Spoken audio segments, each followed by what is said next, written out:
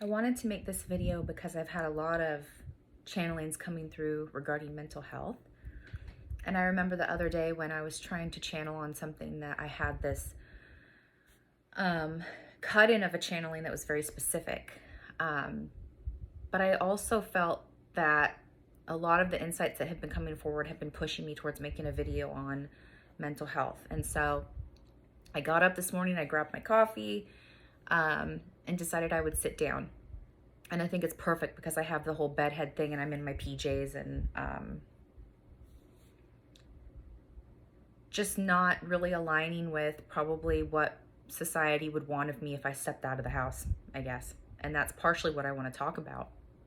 So Spirit was relating some things to me and saying, you know, if you haven't felt depressed or anxious or tense or very pressured by life and by society, then you are not paying attention. If you are not upset at how people treat each other, if you're not noticing that there isn't a lot of resources, there aren't a lot of resources, and there isn't a lot of support out there, at least not nearly enough for the people struggling with their mental and emotional health, you are not paying attention. If you are trying to convince yourself that you should be able to function at all times and that you should be completely fine and that you're not allowed to be down or to not be productive in a day or to not have motivation or to not have energy to go work out or, you know, not have energy to connect with other people, if you just want to be by yourself and sleep or feel some really tough emotions, then maybe you're not paying attention to what's going on out there. And it doesn't mean that those who are happy and feeling pretty good right now are in the wrong by any means. I'm happy for you if you're feeling great and feeling very supportive and wonderful. And I hope that for everyone. I wish that for everyone. But we do not live in a society that gives a fuck about our mental health. Yes, there are resources, but we are so woefully under-prepared for the number of people who struggle with their mental and emotional health, particularly depression, anxiety, post-traumatic stress disorder. And you know, I know therapists on a professional level, and I know them on a personal level, personal friends of mine, who are really having a hard time with having to turn people away. They have constant phone calls, constant emails, constant forms that are submitted asking for help. And these people are so inundated that they have to turn folks away that are genuinely struggling with their mental and emotional health. Personally, in my town of Astoria, Oregon, we have had an issue with people jumping off of the Megler Bridge. There have been times where they just couldn't find resources. That has unfortunately been the case. We haven't always had the resources that we've needed in this town. And it's hard right now, especially after the pandemic, to find someone as a provider because everybody's just so stretched thin. And to be completely transparent, therapists have therapists. They need debriefing and they have their own lives that they don't have figured out. They're human beings just like the rest of us, and they're dealing with a huge clientele list. They're listening to people's really tough emotions and tough situations, and being human, you're going to be affected by that. And sometimes that's hard to put down. We are all human, no matter how someone may appear to have it all together. And I myself, working with people to support their mental and emotional health, having worked with veterans, I myself have a diagnosis of delayed onset post-traumatic stress disorder. And I was diagnosed in 2014, and it's really well managed. But I will tell you, there are days where I just feel it like kind of rising up to bite me in the ass, and I have to stop and take a beat and acknowledge that I'm feeling anxious or feeling depressed or that I don't want to be around anyone. And I need to self-manage. The way that I do that is being by myself and disconnecting from society and disconnecting from all of the you should look like this, you should be this, you should perform at this level, you should be taking care of everybody's needs. at all times. If you're not doing this, then you are unproductive, you don't matter, you are subpar in relation to other human beings who can hack it, all of those things. And I'm sure that that sounds and feels very familiar. But I have to take care of myself. And I do live in a society, as we all do, no matter where you're from, really, that does not support our mental health. It's more important about what you buy because we are being inundated constantly with, you know, if you're not this thin, if you don't have this lipstick, if you don't drive this car, if you don't look this way, then like what are you doing? What are you worth? So buy this product. You know that marketing itself studies people and their insecurities, what bothers them the most about themselves, where they feel the most subpar and not enough, and then they pinpoint that. They actually study human beings and what they're more apt to buy based on their insecurities, and then they pick at that. They really pull that string. So that influences our marketing, and that influences what we think we need to be. Work environments are incredibly toxic because we as humans are now expected to be as productive as the computers that have been created. So massive workloads, not being able to take a breath, not being able to eat lunch during the middle of the day. I know that there's a lot of folks who do that. You don't eat lunch because you don't have time. It's very specific. But also they are constantly in a state of fight or flight. In fact, our society largely is constantly in a state of tension, and then they go home and have to have a drink or two, or they go home and smoke weed, or they go home and do something that takes the pressure off enough to be able to just breathe for a moment, but then they're going right back into that same toxic environment. And so you're never really putting that fight or flight, that state of fight or flight down, unless you're using a supplement or taking a sleeping pill at night, or using coping mechanisms. And there is a ton of depression right now. A lot of folks walking around with undiagnosed mental health disorders, which we call it a mental health disorder, but as Spirit has said, if you're not noticing the stuff going on and how we don't support you mentally and emotionally, we're not supporting you as a human being or allowing you to be a human being, you are not paying attention.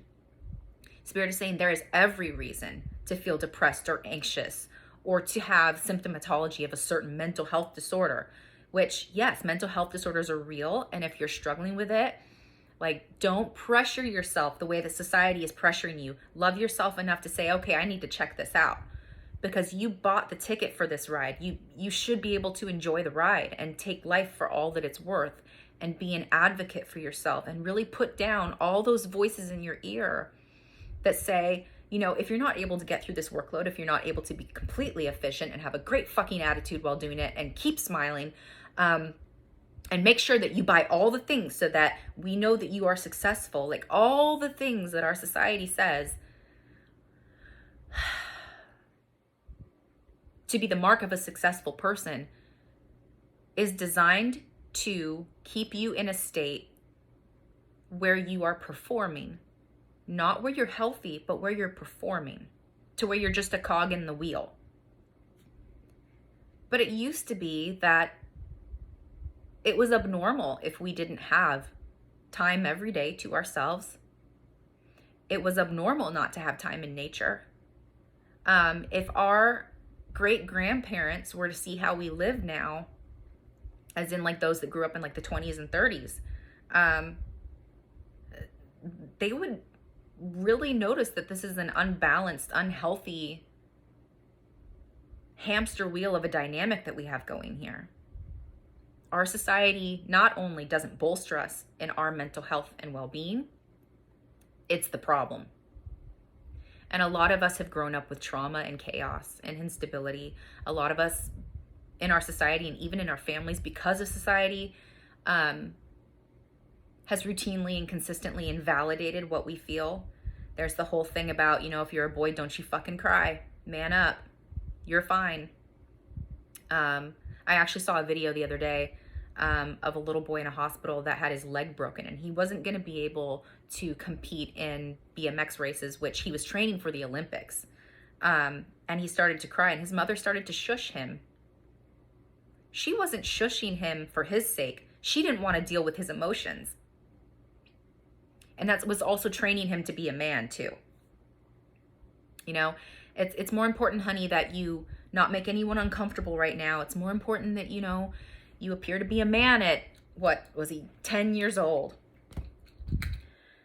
than it is for you to let out the stress hormones that you just had flood your body, and, you know, just allow yourself to feel something right now because something you've worked so fucking hard for has been taken from you and you're in tons of pain. Why are we not allowing people to be people and to feel things and to be authentic? And so we have a lot of folks who have to be so wired tight. And I know that feeling, to where in our fast-paced society where there is so much expected of us and people are supposed to be able to get a hold of us 24 hours a day, 7 days a week, we have to be all the things for all the people. That doesn't give you any time to take care of your health. Again, we don't have the resources to support people necessarily, but I will still encourage you, if you are struggling with depression or anxiety, if your moods are unstable, if you are not sleeping, if you're not able to eat, or if you're eating too much, if you're feeling imbalanced, and this is starting to become more of your reality, it's consistent, it's not an every once in a while thing of, oh, I feel down today. Don't allow the messages that have been impressed upon you, that are everywhere surrounding you, make you feel like you can't advocate for yourself or take a moment to acknowledge that you need help. You know, it was hard for me when I was diagnosed with post-traumatic stress disorder, delayed onset. I went through some trauma, and it took many, many, many years for that to catch up with me. And when it did, it was like all hell broke loose. And I was struggling, and I woke up one day scared. I was scaring myself because I didn't want to be here anymore. And I felt like taking my own life. And in 2014, I was diagnosed. And at that time, I was helping veterans deal with post-traumatic stress disorder. And I had so much to reconcile. I had to think of, okay, now I'm on the other side of the fence. Now I need help. And I had to be really mindful to remember that I am not a fucking walking billboard for post-traumatic stress disorder. I have PTSD, and there are certainly days where I can feel it rising again, despite the fact that I manage it really well. There are days where it rises up to bite me in the ass, and I have to stop, and I have to breathe, and I have to go into my management toolbox and handle that in a healthy way. I still have triggers. There are moments where I will have like a PTSD reaction to something. If it really triggers me, and sometimes you don't even see it coming. It just is there because you're so busy running around being something for everyone or doing things for everyone and meeting all the expectations, but it's there under the surface, and we're just so wired tight and always functioning in a state of fight or flight. Always in this state of trauma. And we just have to be the ones to advocate for ourselves, because our society, no matter where you are from on this planet, is not supporting or taking the time and slowing down and saying, you know what, I know I have a bunch of things that I have to do. I know you almost heard me say shit. I don't know why I pivoted from that, because that's no big deal. But we should be able to say, I know I have a shit ton to do, but I feel like absolute shit today. I'm struggling to function. I can't think clearly. I feel like I'm in a brain fog. I'm super anxious. I'm feeling paranoid. I'm really depressed. Like, you need to stop. That's your body saying, look, this is terrible. Like, SOS, we need to stop and do something about this. And know that in the world that we're in, if you're not experiencing some kind of response or reaction to that, I think that the more you pay attention and notice what our society is, how systemically toxic it is, how we are expected to perform like robots and basically not be human anymore. We have to be perfect, look a certain way, accomplish all the things, perform at a certain level. That's what's placed above our well-being, you know? And the more that you notice that, the more you're probably going to feel depressed. So it's important for us to advocate for ourselves and to not be afraid to go get help. Even therapists have therapists. And so advocating for yourself is hugely important and crucial so that you can ride the ride since you bought the ticket. I love you guys, okay? Take care.